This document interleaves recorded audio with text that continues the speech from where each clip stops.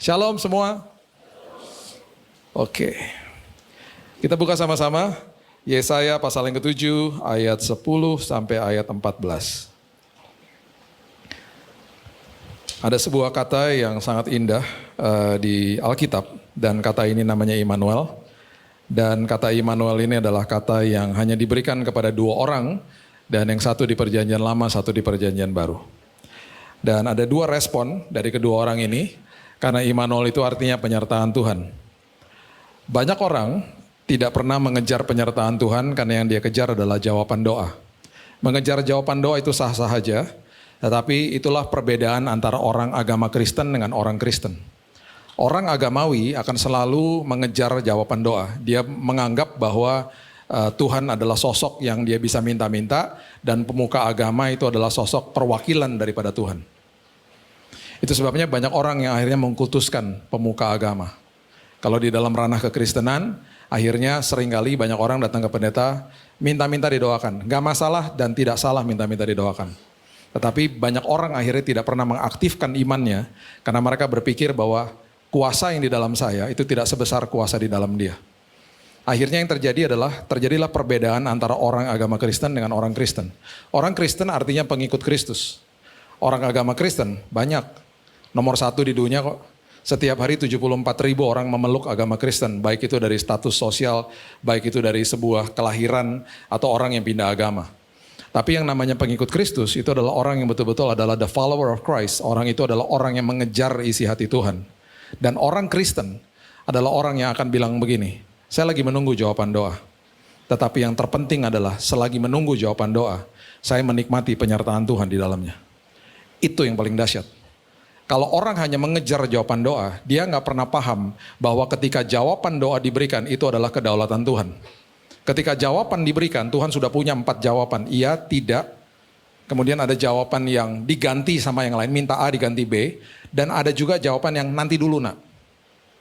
Udah disiapin sama Tuhan. Kitab Yesaya mengatakan begini, Tuhan pun menanti-nantikan waktunya menunjukkan kebaikan kepada kita. Jadi Tuhan pun menanti-nantikan waktunya, dia akan kasih jawabannya. Dia pun harus abide for his word.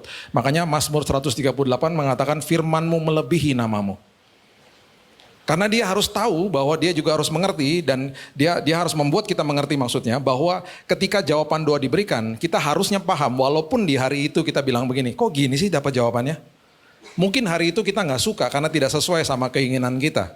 Tetapi di ujung daripada itu semuanya, pasti, kalau anak Tuhan itu pasti ngomong begini, wow, akhirnya aku sadar ya, bahwa semua jawaban doa itu membawa kebaikan bagi aku.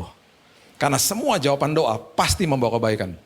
Makanya pengharapan di dalam Kristus Yesus tidak pernah mengecewakan. Itu prinsipnya, itu prinsip dasarnya. Nah itu sebabnya jadilah orang yang menjadi pengikut Kristus, yang mengejar penyertaan Tuhan selagi menunggu jawaban doa. Nah orang yang mengejar penyertaan Tuhan selagi menunggu jawaban doa adalah orang yang mengalami keintiman sama Tuhan. Orang itu mengalami perubahan karakter. Orang itu mengalami terobosan di dalam sini sebelum dia menerobos badai. Orang itu mengalami pertumbuhan rohani. Orang itu mengalami karakternya jadi tahan uji di situ. Dan orang-orang seperti ini adalah orang-orang yang akhirnya ketika minta temannya doakan, dia akan ngomong gini, bro doain gue ya, gue lagi dalam masalah nih. Dia gak minta supaya dapat jawabannya, doain ya supaya gue kuat. Doain ya supaya guanya berubah. Beda udah, minta jawaban doanya beda udah. Jadi itulah yang artinya namanya Immanuel, Allah menyertaimu. Itu esensi daripada itu. Karena rugi kita rugi segala-galanya ketika kita hanya kejar-kejar jawaban doa. Nah, Yesaya pasal yang ke-7, ini adalah sebuah kisah di mana seorang raja yang namanya Ahaz, karena dia nggak lihat Tuhan, dia lihat ada sebuah penyertaan yang disodorkan di depan mata, dia tolak Tuhan yang dia nggak bisa lihat. Raja Ahaz adalah raja yang sedang dikepung sama dua kerajaan, kondisi terpojok. Dan dia disamperin sama Yesaya, sama seorang nabi Tuhan. Dia bilang begini, nabi Tuhannya bilang begini, ayat yang ke-10. Tuhan melanjutkan firman-Nya kepada Ahaz katanya, mintalah suatu pertanda dari Tuhan Allahmu, biarlah itu sesuatu dari dunia orang mati yang paling bawah, atau sesuatu dari tempat tertinggi yang ada di atas. Dengan kata lain, bayangin ya, kita ini kalau berdoa seringkali minta tanda. Ini Tuhan datang sendiri kepada Ahaz lewat nabinya, bilang begini, kamu mau tanda apa? Saya kasih deh. Supaya kamu percaya sama saya gitu loh. Kamu mau tanda apa? Tuhan yang nawarin, mau tanda apa? Sama Ahas ditolak. Ditolak. Tetapi Ahas menjawab ayat 12, aku tidak mau meminta dan aku tidak mau mencobai Tuhan. Saya nggak mau ngerepotin Tuhan, itu bahasa aslinya. Kenapa dia nggak mau ngerepotin Tuhan? Karena gini, saat itu ada sebuah kerajaan namanya Asyur. Asyur adalah sebuah kerajaan yang sangat adidaya, dia punya prajurit luar biasa banyaknya, ratusan ribu, dan mereka adalah negara atau kerajaan yang ditakuti. Tiba-tiba Asyur datang kepada Ahas, dia bilang gini, lu dalam bahaya, lu lagi dikepung. Gue bantuin deh, mau gak? Oh maulah, ya lo tau lah gue siapa gitu.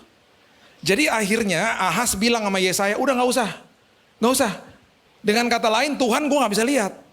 Tapi ini udah pasti nih, udah kelihatan depan muka. Akhirnya Yesaya bilang begini, baiklah dengarkan hai keluarga Daud. Karena dia keturunan Daud.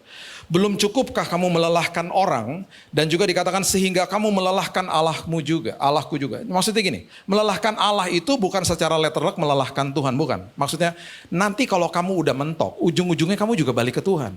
Itu sebabnya jangan tunda ketaatan. Kalau ada U-turn di depan kamu, segera balik putar arah. Jangan balik arahnya di sebelah sana, nunggu setengah jam lagi. Sama-sama balik arah, tapi yang rugikan kamu. Rugi waktu, rugi tenaga, rugi segala-galanya. Makanya sadar dan bertobat, firman Tuhan katakan. Jangan tunda ketaatan. Kalau sudah tahu kebenaran, jangan tunda ketaatan. Jadi rugi waktu akhirnya, itu maksudnya. Terus kamu nanti akan melelahkan orang juga. Betul, akhirnya siapa? Anaknya namanya Hizkia. Itu akhirnya dikepung sama 185.000 tentara Asyur. Karena waktu zaman bapaknya ini, si Ahas, dia dijajah secara upeti, there's nothing free lah. Awalnya sih disodor-sodorin, lama-lama dijajah juga, kan dia negara adidaya, takut juga lah Ahas sama dia. Dia punya banyak leverage, dia juga tahu, dia juga banyak kuasa. Dia katakan begini, lu bayar gue sekarang. Kan gue udah tolongin lu. Sampai perkakas bait Allah dijual. Nah keturunannya Hizkia dikepung lah, karena teritorinya mau diambil. Jadi bayangin 185.000 tentara Asyur berkemah di luar Yerusalem. Mau mengambil teritorinya Yehuda, ini kerajaan Yehuda, ibu kotanya Yerusalem. Untung Tuhan udah membuat perjanjian kudus sama Daud ketika Daud mau membuat bait Allah ratusan tahun sebelum itu, kira-kira mungkin sekitar 300-an tahun sebelum itu. Ketika dia mau bangun bait Allah, waktu itu didampingi setiap raja ada nabinya ya, Nabi Nathan. Dia bilang sama Nabi Nathan berdoa, balik lagi bilang ini, bos gak usah bos, yang nanti biarin aja anak kata Tuhan, anakmu aja yang bangun bait Allah. Namanya siapa? Salomo. Nah tapi karena bos yang mau ada atau inisiatifnya keluar dari Anda, Tuhan menawarkan sebuah perjanjian kudus, artinya keturunan kerajaanmu akan dikokohkan sampai selama-lamanya. Jadi akhirnya untung ada perjanjian kudus itu. Akhirnya 185.000 tentara Asyur ditumpas sama malaikat Tuhan. Tapi sempat ngerepotin gara-gara bapaknya nih. Ayat yang ke-14. Sebab itu Tuhan sendirilah yang akan memberikan kepadamu suatu pertanda.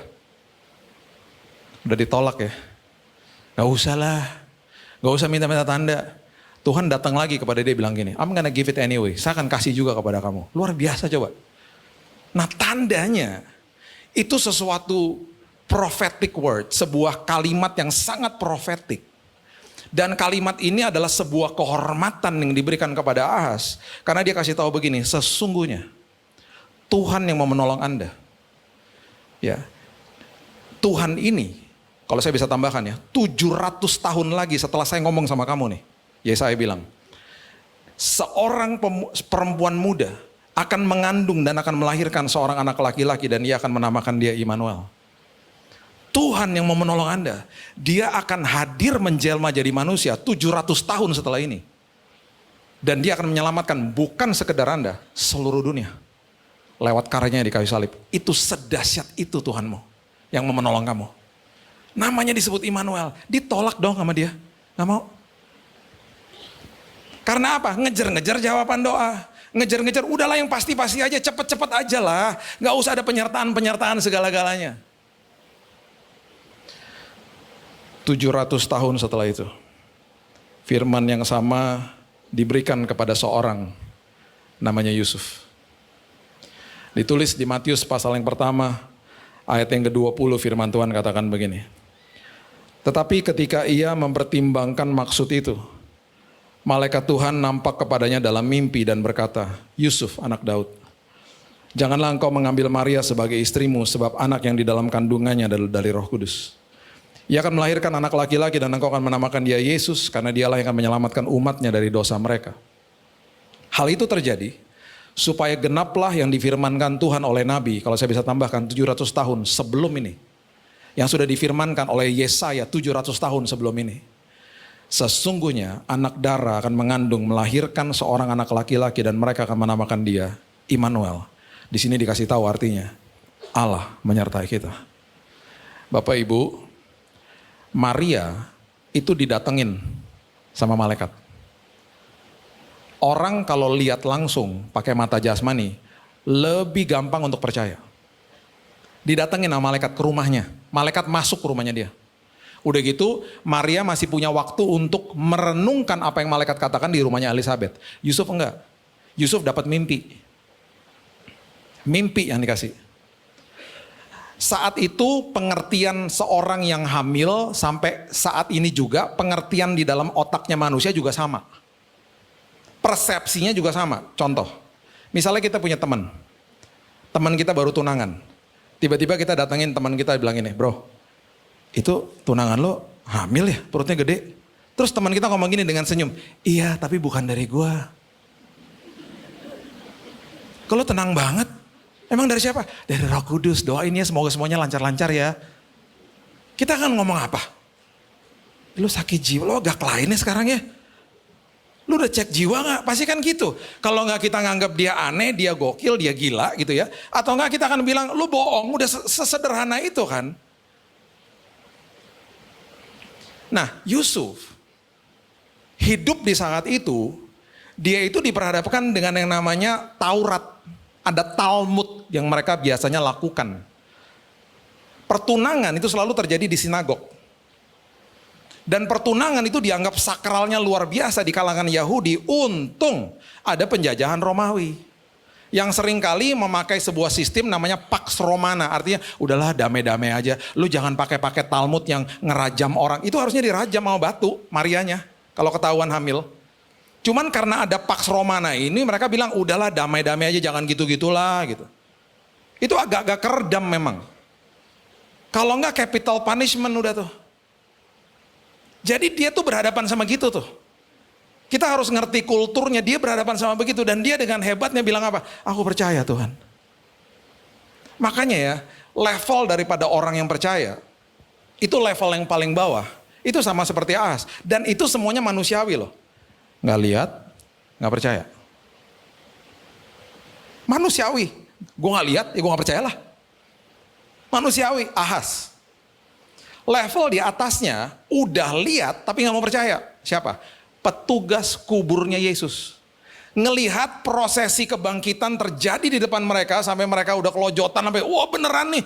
Dia lari ke mahkamah agama, dia bilang, "Bos, itu betul-betul dia bangkit, dia Tuhan, Bos." Mahkamah agama bilang apa? Kamu harus bilang ya dari sekarang tubuhnya dicuri sama murid-muridnya. Dan kebohongan itu, hoax itu tersiar sampai hari ini. Makanya Bapak Ibu kalau ke Israel gak sampai 5% percaya Yesus. Udah lihat gak percaya. Level di atasnya lagi. Itu adalah orang-orang yang lihat baru percaya. Lihat baru percaya. Siapa? Thomas. Gue lihat dulu lah baru gue percaya gitu.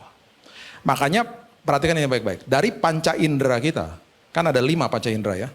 Ada mata, ada telinga, ada hidung untuk mencium, ada 2 rasa, dari lidah sama dari kulit. Dari 5 panca indera yang merupakan pintu gerbang hati ada 2, mata dan telinga. Dari mata sama telinga yang paling hebat untuk mencerna dan mengambil informasi dan ke-download ke dalam pikiran dan hati, mata. Contoh sederhana deh, kita punya teman ngomong gini, gue denger di CP ada diskon gede-gedean, misalnya. Terus kita ngomong gini, apaan, gue baru dari sana gak ada apa-apa. Percaya gak dia yang dengar? Pendengaran akan langsung dianulir sama penglihatan. Gue dari sana, gue lihat gak ada, langsung dipercaya. Karena pendengaran gak ada kuasanya sama penglihatan. Nah hari ini, kita kan gak lihat Tuhan secara fisik. Kita kan hanya dengar Kristus, dengar Yesus dari firman Tuhan. Kita baca firman, makanya kalau baca firman, baca supaya telinga dengar. Karena iman timbul dari pendengaran akan firman Allah. Makanya kalau baca firman jangan begini. Hah? Jangan gitu, baca supaya telinganya dengar. Karena segala sesuatunya diciptakan yang tadinya tidak ada jadi ada, barah. Semua diciptakan nama firman-Nya, makanya Alkitab katakan firman-Nya menopang kehidupan. Makanya dikatakan di Mazmur 138 firman-Nya melebihi namanya. Firman-Nya Tuhan tuh melebihi namanya. Jadi dia nggak bisa gagalkan segala sesuatu. Waktu manusia jatuh dalam dosa kan dia nggak bisa ngomong begini. Aduh, kenapa lu jatuh dalam dosa? Kita ulang ya, besok kita bangun pagi reset ya, jangan ya. Nanti repot nih proses penebusan. Jangan ya, besok nggak usah ya, jangan kayak nggak bisa. Karena dia udah bilang begini di Kejadian 2. If you eat that, you will surely die. Kamu pasti mati. Mati artinya dipisahkan dari hadirat Tuhan. Makanya waktu Thomas lihat, akhirnya dia percaya. Dan Yesus bilang begini sama Thomas. Yohanes 20 ayat yang ke-29. Yohanes 20 ayat 29. Karena engkau telah melihat aku, maka engkau percaya. Level yang ketiga. Level yang paling tinggi Bapak Ibu, itu ada di ayat itu. Yesus katakan begini, itu semuanya untuk kita yang duduk di ruangan ini pada hari ini. Berbahagialah mereka, berbahagialah kita yang semuanya dari tempat ini, yang tidak melihat, namun percaya. Itu kita semuanya. Berbahagia itu artinya makarios. Makarios artinya blessed are you. Blessed are you itu artinya adalah, kalau kamu percaya kepada saya yang kamu gak bisa lihat, saya akan tunjukkan kuasa saya. Supaya dalam kesaksianmu, ketika engkau compare notes, ketika engkau compare sama kesaksian anak-anak Tuhan, engkau akan tercengang-cengang. Karena hampir semuanya dalam kondisi yang terjepit, dalam kondisi yang lemah, kuasaku dinyatakan. Di saat seperti itu, kemuliaan Tuhan dinyatakan karena orang-orang Kristen yang tidak lihat Tuhan namun percaya, mereka ditunjukkan kuasa Tuhan. Aduh Pak, saya udah kepepet, saya udah ke pojok dan lain sebagainya. Tapi kok pertolongan Tuhan bisa hadir? Itu Tuhan. Makanya orang-orang itu disebut makarios. You are blessed, you are so happy, so full of joy katanya. Ketika engkau tidak lihat namun engkau percaya. Bapak Ibu, Thomas ini seperti murid-murid Yesus, mereka terpencar ke belahan dunia. Dan mereka menggegerkan dunia dengan Injil pastinya. Semua mati martir kecuali Yohanes. Thomas dapat tugas, dia pergi ke India. Dia sampai di India, dan Thomas itu dibunuh di India sama the pagans, worshippers. Dia dibunuh sama pemuja berhala di sana. Maaf, perutnya dikeluarin. Itu habisnya Thomas begitu. Bartolomeus dikulitin, disiram air garam. Matius dihajar kepalanya sampai remuk, sampai hancur. Matius masuk ke Afrika. Simon orang kiri ini menginjil sampai ke Eropa. Mereka menggegerkan dunia dengan Injil. Thomas ke India. Kuburnya masih ada Bapak Ibu sampai hari ini. Di tempat namanya Milapore. Milapore itu adalah bagian kota. Dari kota namanya Madras zaman dulu. Yang hari ini kita kenal namanya Chennai. Kuburnya masih di situ. Bapak Ibu bisa ke sana di bagian masuk ke kota Chennai, pergi ke Milapore, itu ada Saint Thomas Cemetery, ada di situ. Kuburnya masih ada.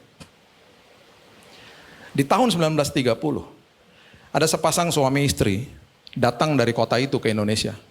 Mereka orang Kristen. Mereka pergi ke Indonesia sebagai ekspatriat, bekerja di pabrik rokok namanya BAT di Pasuruan. Mereka kerja di situ, terus kemudian mereka mulai punya anak di Indonesia. Anak pertama, semua lahir di Indonesia. Mereka mulai pergi dikirim tuh ke Cirebon, ke Semarang dan lain sebagainya. Mulai anak-anaknya lahir. Setelah berapa tahun mereka kerja di BAT, mereka nggak sejahtera, mereka mengeluarkan diri, akhirnya mereka menetap di kota namanya Batu Malang. Dan akhirnya mereka punya 8 orang anak, dan anak yang paling kecil adalah mama saya. Berarti kedua orang ini adalah opa oma saya. Mereka datang dari kota Chennai, Madras. Dan mereka selalu bilang sama anak-anaknya, termasuk mama saya, yang terus mengulang-ulangin kepada saya, kami datang karena dulu ada penginjil namanya Thomas yang ke situ. Karena itu sejarahnya mereka lah. Mereka bangga karena Thomas masuk ke situ.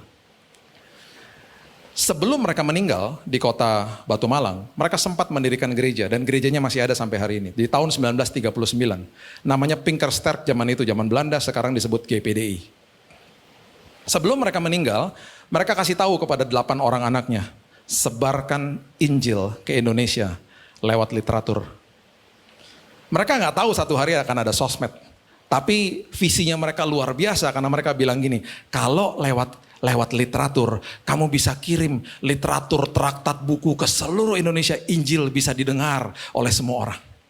Itu visinya mereka. Mereka meninggal. Bagi saya mereka adalah pahlawan iman yang luar biasa.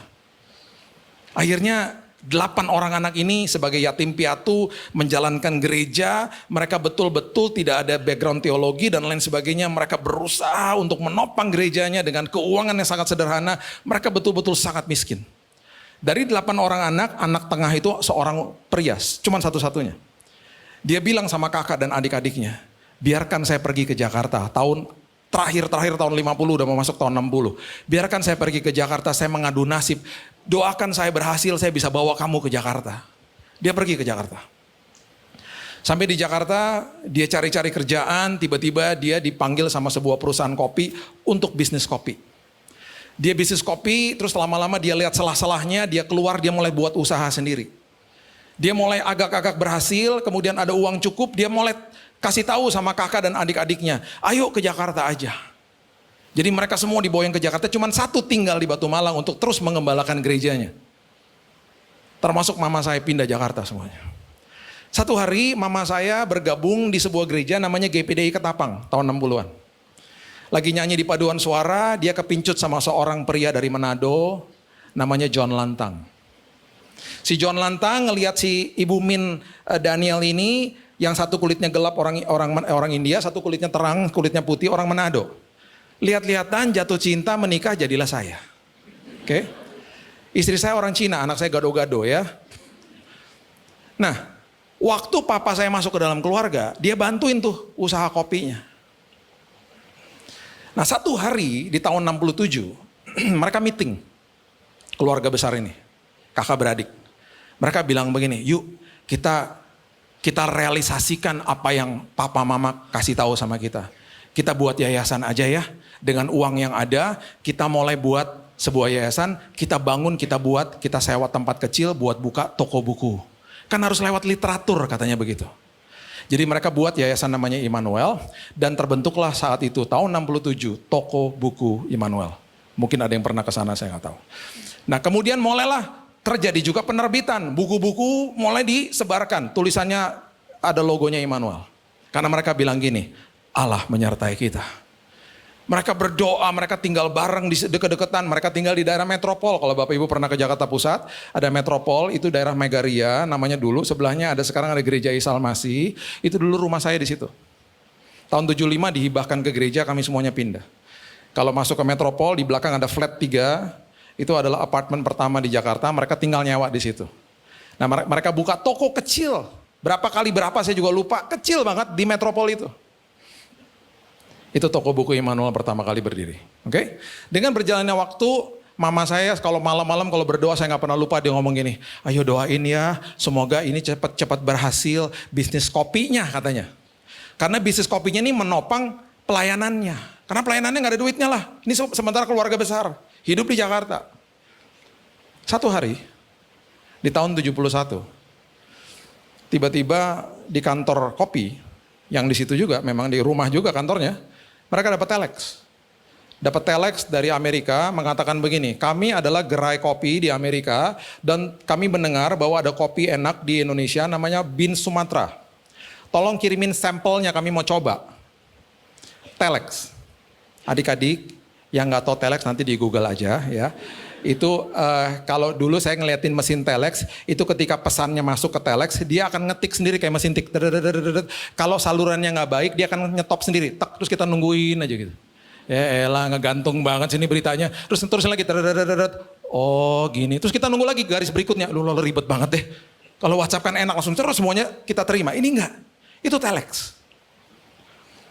Tiba-tiba saya nggak pernah lupa, saya pagi-pagi di garasi rumah, papa saya lagi ngepek biji kopi. Saya bilang, Pak mau dikirim ke mana? Ke Amerika katanya gitu. Saya nggak pernah lupa juga, saya tanya gitu, Amerika tuh di mana? Nggak tahu, jauh katanya gitu. Kalau Manado papa tahu, Amerika nggak tahu lah, jauh katanya gitu. Udah, terus udahlah dikirim, saya nggak ngikutin beritanya. Setelah beberapa bulan setelah itu, Saya tiba-tiba ngelihat ada truk segede bagong depan rumah. Gede banget truknya, ditutup sama terpal. Masuk ke garasi rumah, depan garasi maksudnya. Saya tanya, itu buat apa mah? Mama saya ngomong gini, itu isinya buku-buku, puji Tuhan kita bisa cetak buku sama traktat katanya. Itu mau dikirim ke desa-desa di seluruh pulau Jawa katanya begitu. Oh katanya gak ada duit, saya ngomong gitu. Mama bilang gini, itu kamu inget gak biji kopi yang papa kirim ke Amerika, itu mereka suka, mereka udah order ulang, dan sekarang kita kemarin dikirimin cek dolar, dolarnya kita konversi ke rupiah, bisa buat buku katanya gitu. Oh puji Tuhan. Bapak Ibu tahu, gerai kopi itu hari ini namanya Starbucks. Dan gerai kopi itu adalah gerai kopi yang, makanya saya lagi minum Starbucks tuh di bawah. Gerai kopi itu, kalau pernah ke Seattle, mungkin ada yang pernah ke Seattle, ada tempat namanya Pike Place. Itu gerai kopi Starbucks yang pertama. Gerai kopi itu yang kirim telex.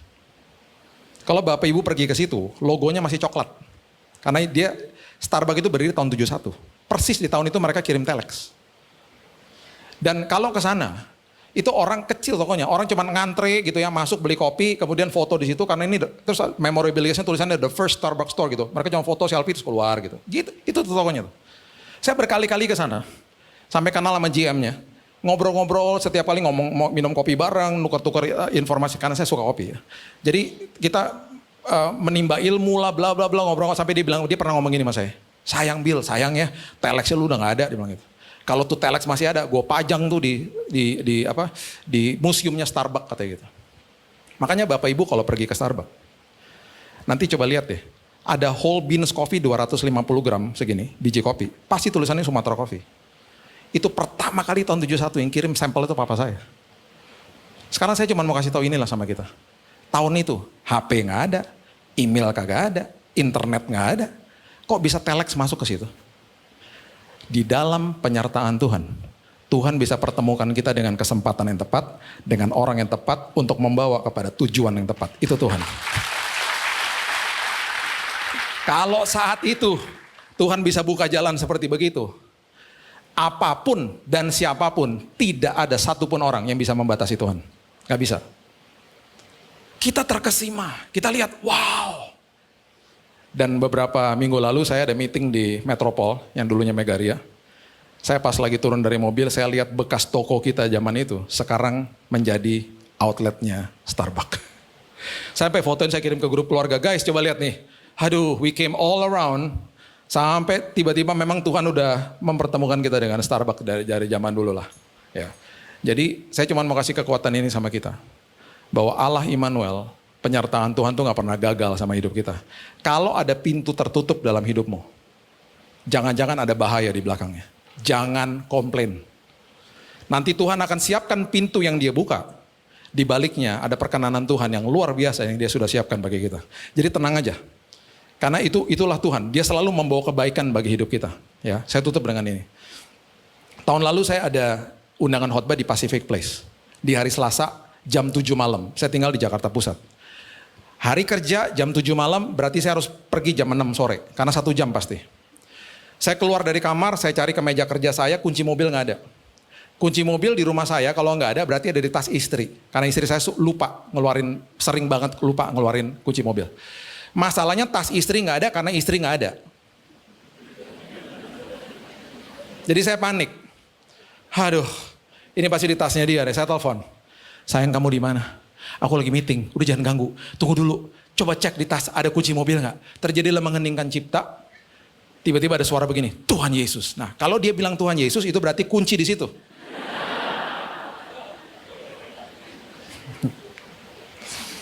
Tapi nggak apa-apa lah, panik panggil nama Tuhan Yesus daripada ada orang yang panik gitu, mati gue. Lu jangan ngomong kayak gitu loh, mati beneran ntar loh. Jangan lata-lata begitu loh ya. Jadi dia latahnya bagus lah. Nah, latah rohani lah ya. Latahnya masih oke gitu. Terus dia bilang gini, udah aku kirim aja pakai Gojek, jangan. 15 menit aku gak bisa tunggu, aku telat nih. Udah gak usah. Langsung saya pencet Gokar. Nah jam 6 sore di daerah rumah saya Gokar itu biasanya juga nunggunya 15-20 menit, kan rush hour lah. Nah saya pencet, saya dalam hati gini, kalau sampai nunggu 15 menit saya akan cancel order, saya akan pesan GoRide aja, naik motor aja udah, biar beres.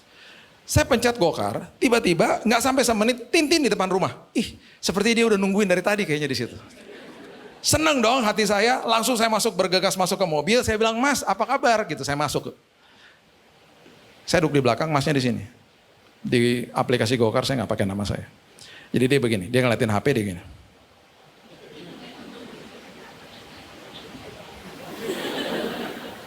"Maaf Pak, ini Pak Billy Lantang bukan?" "Iya." Dia nangis. "Puji Tuhan Pak. Saya baru nonton khotbah Bapak nih Pak. Nih, dikirimin sama keluarga Pak. Baru saya nonton di WhatsApp Pak. Aduh Pak, terima kasih Tuhan Yesus, terima kasih Tuhan kirim Bapak ke mobil saya Pak. Saya lagi dalam banyak masalah Pak. Saya minta di konseling ya Pak, bisa ya Pak?" "Bisa Mas, bisa. Jalan dulu, jalan. Gue telat. Boleh sambil jalan Pak konselingnya Pak." Selagi sambil jalan, dia dikit-dikit, iya kan Pak. Dia noleh-noleh ke belakang sambil nangis. "Lihat ke depan Mas, lihat ke depan." Pokoknya selama perjalanan dia konseling, dia nangis dan lain sebagainya. Sampai di Pacific Place jam 7 kurang 5. Saya bilang gini, "Mas ke basement aja lah." "Kenapa Pak?" "Biar kita bisa doa bentar, masih ada waktu nih. Kalau kita doa di depan lobi ntar diusir satpam, udah ke bawah aja gitu." Kita ke bawah, kita berdoa. Saya senang, dia senang. Terus dia bilang gini, "Kok bisa ya Pak, Bapak masuk mobil saya?" Terus saya juga bilang, "Kok juga bisa, tadi kok datangnya cepat." Saya bilang gitu. Terus saya kasih tahu cerita saya dong. "Saya juga tadi tuh baru kesel sama istri saya karena kunci mobil dibawa." Saya bilang gitu. Terus waktu saya pencet aplikasi, "Mas di depan rumah. Kok bisa secepat itu?" Dia bilang gini, "Saya baru dropin ibu-ibu di sebelah rumah Bapak." Terus saya bilang, "Sebelah rumah saya itu rumah mama saya."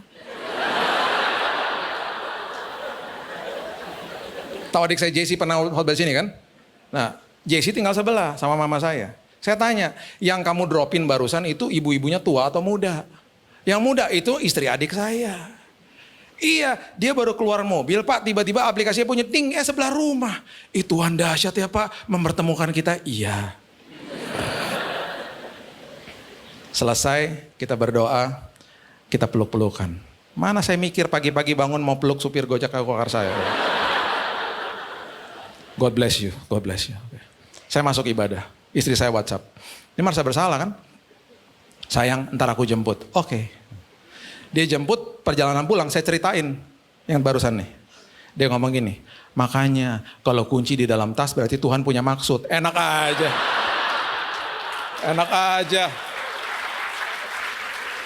Nggak gitu juga kali ah. Cuman maksud saya gini loh, saya juga hari itu bertobat. Saya juga bilang, "Iya ya Tuhan, kadang-kadang kita kesel lah karena ada delay ini, itu dan lain sebagainya. Kita mana tahu kalau ada bahaya di balik situ. Tuhan tunda perjalanan kita lah, Tuhan tutup pintu lah. Kita mana tahu. Mungkin juga kita taunya nanti di surga loh." Ingat gak waktu kamu ke delay dulu, terus kamu gak sempet make it to your flight, bla bla bla segala macam. Itu ada bahaya nak di depan kamu kan, kamu gak tahu. Berapa banyak di antara kita yang nanti di surga akan terkaget-kaget. Karena Tuhan akan nyatakan kemuliaannya di saat itu. Karena saat ini kan kita tuh kan bukan orang yang maha tahu. Kita menyembah Tuhan yang maha tahu. Kitanya seringkali sok tahu. Jadi apapun yang terjadi, ingat. Kalau yang namanya Allah Immanuel, itu berarti penyertaannya luar biasa. Tidak pernah gagal. Jadi nikmati penyertaan Tuhan. Karena jawaban doa udah disiapin sama dia. Karena di dalam penyertaan Tuhan kehidupan kita diubahkan. Amin. Berikan tepuk tangan kita untuk Tuhan kita. Bapak yang baik, terima kasih buat hari ini. Ucap syukur buat siang hari ini. Tuhan, kami adalah orang-orang yang diberkati. Karena kami adalah orang-orang yang tidak lihat secara fisik. Namun kami percaya. Kami mengucap syukur hari ini karena pernyataan firman Tuhan diwahyukan kepada setiap kami supaya kami mengerti dan kami hidup dikuasai firman. Bapak, aku berdoa, semua kami mengalami Tuhan, semua kami mengalami penyertaan Tuhan, sehingga hidup kami penuh kesaksian. Kami mengucap syukur karena jawaban doa Tuhan udah siapkan. Kapan Tuhan mau kasihnya itu terserah Tuhan dan kami hanya mengucap syukur. Karena kami tahu Tuhan tahu yang terbaik untuk kami. Tuhan tahu waktu yang terbaik. Tuhan tahu apa yang terbaik untuk kami. Kami percaya Tuhan akan pertemukan kami dengan kesempatan, dengan orang yang tepat untuk bawa kami kepada tujuan yang tepat. Terima kasih Bapa yang baik, kami serahkan hidup kami, masa depan kami dalam tangan Tuhan, hanya di dalam nama Yesus, nama yang indah, nama atas segala nama. Kami berdoa dan mengucap syukur, kita sama-sama katakan. Amin. Tuhan berkati.